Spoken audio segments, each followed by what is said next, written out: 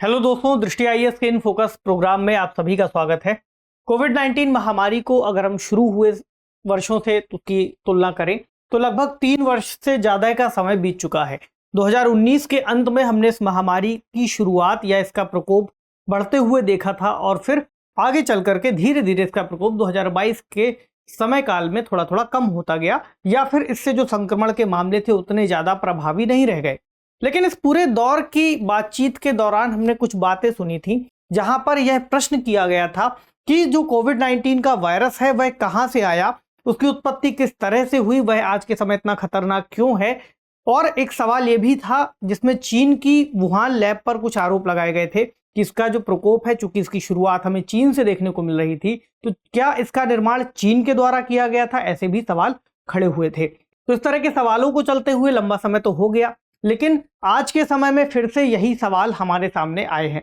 तो एक समय था जब यह खबर बहुत ज्यादा चटपटी और मसालेदार लगा करती थी, लेकिन आज के समय यह खबर उतनी प्रभावी दिखाई नहीं देती। लेकिन चूंकि यह फिर से चर्चा में है और इस बात का प्रभाव क्या हो सकता है हमारे लिए समझना बहुत महत्वपूर्ण है। यूपीएससी की तैयारी के दौरान हमसे कोई भी सवाल ऐसा पूछा जा सकता है। आज के सेशन में हम चर्चा करेंगे उन महत्वपूर्ण बिंदुओं पर जो इससे जुड़ते हैं। तो कोविड-19 वायरस वुहान लैब से लीक हुआ, ये एक प्रश्नवाचक भी है और इसका उत्तर भी एक तरीके से दिए जाने का प्रयास किया गया है। नया अध्ययन ऐसा बताता है।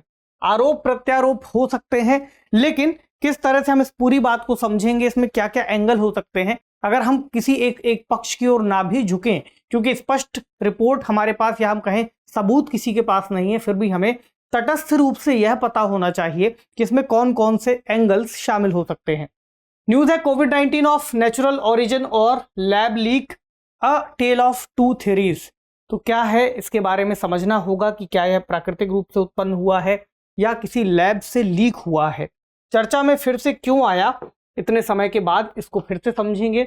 नई रिपोर्ट जो आई है क्या कहती है, इसमें 2 सिद्धांत जो दिए गए हैं, 2 थ्योरीज की बात की गई है, क्या है। वायरस का संक्रमण, एक स्टैटिक पोर्शन भी बीच में डिस्कस कर लेंगे कि कोई भी संक्रमण किस तरह से फैलते हैं या क्या क्या वजहें हो सकती हैं उसके फैलने की, क्या चिंताएं हैं इस मुद्दे को लेकर कि अगर ऐसी कोई बात वाकई में सामने आई है या फिर हम कहें कि लैब से यह संक्रमण निकला है तो फिर इसको लेकर के किस तरह की चिंताएं होंगी, क्या निष्कर्ष होगा। और एक सवाल जो आपसे मेंस में लिखने की डिमांड कर सकता है, इंटरव्यू में भी किसी तरह का कोई प्रश्न आपसे पूछा जा सकता है और प्रारंभिक परीक्षा में बन सकता है। जीएस पेपर 2 स्वास्थ्य अंतर्राष्ट्रीय संबंध खंड से भी जोड़ सकते हैं। नैतिकता का भी एक मुद्दा इसमें जुड़ेगा जो कि एथिक्स के पेपर से संबंधित है। चर्चा में इसलिए है क्योंकि कोविड-19 का वायरस, जिसको SARS-CoV-2 कहते हैं, इसकी उत्पत्ति को लेकर एक बार फिर से बहस तेज हो गई है। संयुक्त राज्य अमेरिका की एक एजेंसी है, ऊर्जा विभाग उसका, तो उन्होंने कहा है कि कोविड-19 महामारी का वायरस संभवतः चीन के वुहान में एक प्रयोगशाला से लीक हुआ था। अब ये एक स्टेटमेंट है जो उन्होंने कहा है और ये किसी तरह का कोई प्राकृतिक प्रकोप नहीं था। इसको लेकर के जो रिसर्च है पहले भी इन्होंने की थी, लेकिन इसके बाद कुछ नए अध्ययन किए हैं जिसके बाद ये फिर से अब इस दावे को कह रहे हैं। वुहान शहर जो चीन के अंतर्गत मौजूद है या फिर चीन के अन्य भी कई सारे जो क्षेत्र हैं, वहां पर आप सभी को पता है कि इस तरह से वेट मार्केट्स लगाई जाती है जहां पर कई तरह के जीव जंतुओं का जो मांस है वो वहां पर बिक्री के लिए रखा होता है। इसमें कुछ ऐसे भी जीव जंतु हैं जो सामान्य तौर पर किसी देश में नहीं खाए जाते। कुछ ही क्षेत्र या कुछ ही देश ऐसे होते हैं जहां इन्हें सामान्य समझा जाता है, जैसे कि चमगादड़। तो चीन के कई क्षेत्र ऐसे हैं जहां पर इसका मांस खाया जाता है। तो अब चमगादड़, कई सारे ऐसे वायरस हो सकते हैं जिसका होस्ट हो, जैसे अगर हम मार्बर्ग वायरस की बात करें जिसकी हमने कुछ समय पहले एक सेशन में चर्चा की थी, तो इस वायरस का जो होस्ट था वह फ्रूट बैट था। तो कुछ ऐसे जीव जो इस तरह के वायरस का संक्रमण मनुष्यों तक फैला सकते हैं, अगर उनका मांस वहां पर खाने के लिए इस्तेमाल हो रहा है तो संक्रमण बढ़ने की संभावना कहीं ज्यादा है। दूसरी बात कहती है कि चीन के अंतर्गत जो वुहान लैब है वहां पर कोरोना वायरस को लेकर के वो पहले से ही रिसर्च कर रहे थे। तो वॉल स्ट्रीट जर्नल की एक रिपोर्ट में बताया गया है कि अभी का जो आकलन है वो नए सबूतों पर आधारित है और ये जो आकलन है इसको बहुत ज्यादा विश्वास के साथ नहीं किया गया था कि ऐसा कुछ पता चलेगा, कम विश्वास के साथ इसको शुरू किया था। उसके बावजूद अभी के समय जो निष्कर्ष हैं वो बताते हैं कि हाँ, ऐसा सही है।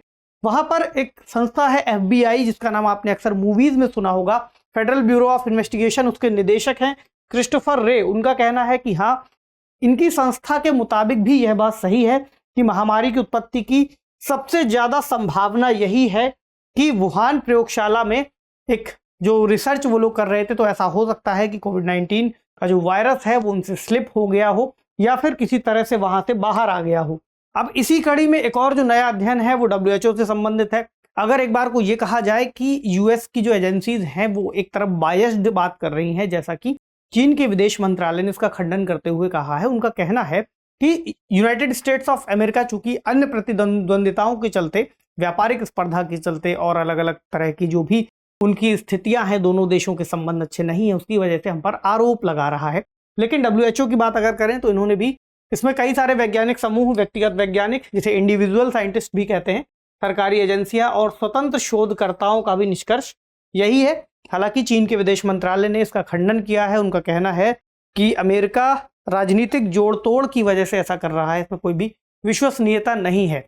आरोप हो गए, प्रति आरोप हो गए। वायरस का संक्रमण वहां पर था जो एक समय बढ़ा, लगभग 70 लाख से ज्यादा लोगों की इसने अपने प्रकोप के बाद से जान ली। ठीक है, इसमें क्या क्या मुद्दे आएंगे हमें ये समझना होगा। अब इसमें दो सिद्धांतों की भी चर्चा है। पहला ये कि प्राकृतिक रूप से अगर इसका ट्रांसमिशन हुआ तो प्राकृतिक रूप से तरीका है पशु मेजबान से जो भी एनिमल होस्ट होगा उससे मनुष्यों में वायरस फैल जाएगा। 2002 का अगर हम मामला देखें तो SARS-1 वायरस भी इसी तरह से फैला था, किसी होस्ट के जरिए मनुष्यों में आ गया। यह है पहला तरीका, ठीक है, वायरस का प्रकोप। दूसरा, वुहान इंस्टीट्यूट ऑफ वायरोलॉजी यानी WIV से गलती से लीक हुआ होगा, यह है दूसरा इसकी मान्यता, क्योंकि कई सालों से शोध चल रहा है और वे ऐसे लीक के बाद इस तरह के मामलों को सामने नहीं आने देना चाह रहे। कई सारे उनके शोधकर्ता हैं जो इस बारे में गलत भ्रांति फैला रहे हैं, यानी इस मामले पर पर्दा डाल रहे हैं। ऑस्ट्रेलिया ने भी जब चीन से ये डिमांड की थी कि हम वहां पर जाकर के रिसर्च करना चाहते हैं, देखना चाहते हैं कि क्या वजह रही, तो चीन ने फिर ऑस्ट्रेलिया को ऐसा करने से मना कर दिया था।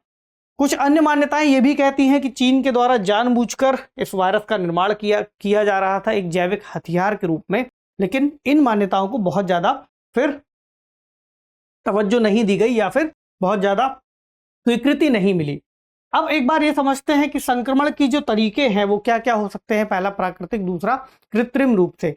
तो प्राकृतिक संक्रमण में ऐसा मानते हैं शोधकर्ता कि जो वायरस का तरीका है, वायरस का नेचर है, वो एक सामान्य तरीके से सर्दी जुकाम का वायरस रहा होगा, लेकिन अगर उसमें शोध करके उसमें कोई भी बदलाव किए गए होंगे जिसकी वजह से वह ऐसा खतरनाक रूप में सामने आया, तो ये था उसका लैब निर्मित। अब जो सामान्य संक्रमण के तरीके हैं हम उसमें जानते हैं कि किन किन लोगों को सबसे ज्यादा प्रभावित होने का खतरा है, जैसे कि वृद्ध लोग, छोटे बच्चे, इसके अलावा ऐसे लोग जिनकी प्रतिरक्षा प्रणाली कमजोर है, इसके अलावा कोई भी व्यक्ति, क्योंकि ऐसा नहीं है कि जिस व्यक्ति की प्रतिरक्षा प्रणाली मजबूत है उसको वायरस प्रभावित नहीं करेगा। कौन कौन से पैथोजेंस हो सकते हैं? बैक्टीरिया, वायरस, फंजाई और पैरासाइट। ये प्रीलिम्स फैक्ट हैं, याद रखिएगा। इसमें सुनने में सामान्य से लगते हैं लेकिन हो सकता है किसी परीक्षा में आपके काम आ जाए। अब पोर्टल ऑफ एंट्री कहाँ से मानव शरीर में प्रवेश करते हैं? मुंह से, नाक से, आंख से और ऐसे स्किन में लगे कट से, किसी घाव से भी आपको इन्फेक्ट कर सकते हैं या किसी भी व्यक्ति को कर सकते हैं। ये उस वायरस की बात कर रहे हैं जो नाक से मनुष्य के शरीर में श्वसन संबंधी बीमारी को बढ़ा सकता है। इसके अलावा मोड ऑफ ट्रांसमिशन की बात करें, कैसे कैसे होगा, तो अगर आप प्रत्यक्ष रूप से इसके संपर्क में आते हैं तो प्रभावित होंगे। इनडायरेक्ट कॉन्टैक्ट या फिर वेक्टर्स, जैसे वेक्टर्स मक्खी, मच्छर या फिर किसी भी और तरह का हो सकता है। इसके अलावा कहाँ कहाँ पाए जाते हैं? लोगों के शरीर में, जानवरों के शरीर में, इसके अलावा मिट्टी में, खाद्य पदार्थों में और पानी में।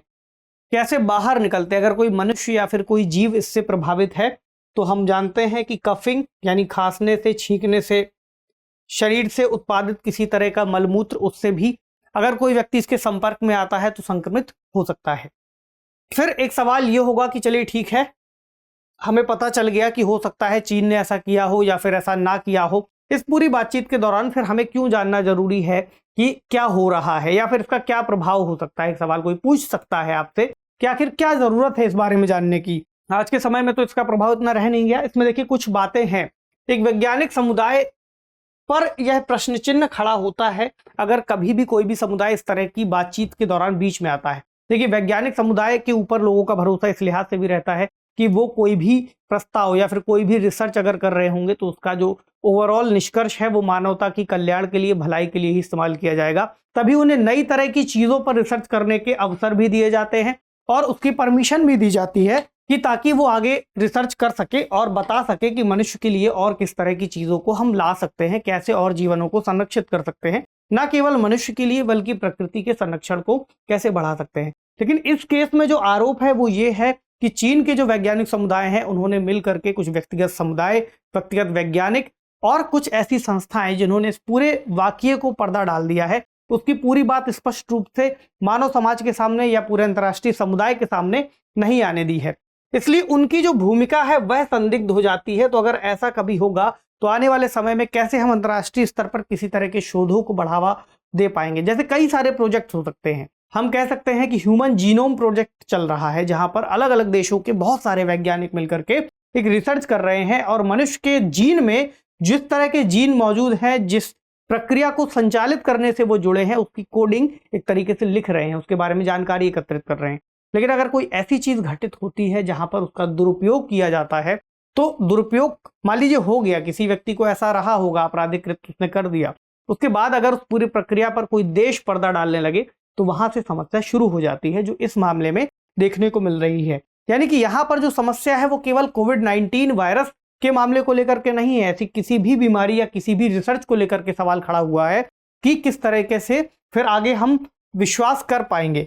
चाहे इस मामले को अगर हम देखें तो वैक्सीन की प्रभावशीलता हो, मृत्यु दर हो, इसका अनुमान हो, तो इस तरह के कई सारे आंकड़ों को ऐसा आरोप है उन समुदायों पर कि उन्होंने गलत तरीके से लोगों तक पहुंचाया है, सही जानकारी नहीं दी है। तो ऐसे में जो समस्या है वो आ जाती है। इसका एक और कारण ये हो सकता है कारपोरेट को लाभ पहुंचाना।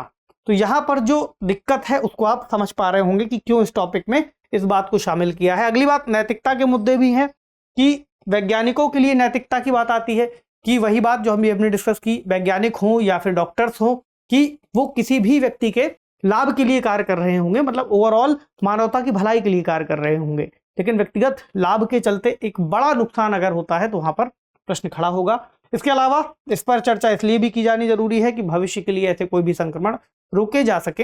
हालांकि दो बातें हैं, अगर यूएसए के द्वारा किए गए जो अध्ययन है, जो रिपोर्ट्स हैं वो सही है, तब भी हमें संक्रमण रोकने के लिए इस तरह की चीजों पर और ध्यान देना होगा या फिर ऐसी लैब्स पर और ज्यादा निगरानी रखनी होगी जो इस तरह के किसी भी संभावित खतरनाक वायरस पर कार्य कर रहे हों या फिर उसकी क्षमताओं को आंक रहे हों।